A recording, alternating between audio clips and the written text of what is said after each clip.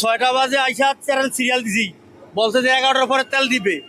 11টা বাজে আসছি, এ পর্যন্ত আসবে আসবে আসবে, এই অপেক্ষায় এখনো রয়েছি। নাই খাওয়া নাই গোসল, কি যে অবস্থা পরিস্থিতি। অনেক হচ্ছে বলতেছে যে তেল নাই নাই নাই, ওই মাত্র মিলে গাড়ি আসলো, আনলোড করবে তারপর তেল দিবে, এই লোক পরিস্থিতি। তাই যে 3 দিন তেল পাই না, এই পাম্পিটা কি 3 দিন তেল আসে না।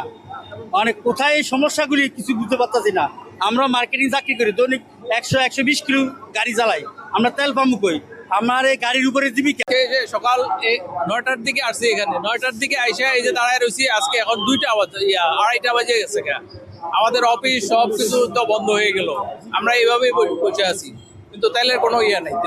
আসলে আমি একজন সহকারী অধ্যাপক মার্কেটিং বিভাগের। দাদা, আমি প্রতিদিন আমার কলেজ এখান থেকে প্রায় 10 থেকে 12 কিলো দূরে। তো আজকে এইমাত্র কলেজ শেষ করে আমি এখানে এসে জানতে পারলাম যে তেল নাই, এবং সিরিয়াল যদি দাঁড়ায় থাকে তাহলে আমার আরো অন্যান্য কাজ আছে, কাজগুলো সেরে আমি কিভাবে বাকি জীবনটা আমি শেষ করবো আমি বলতে পারতেছি না।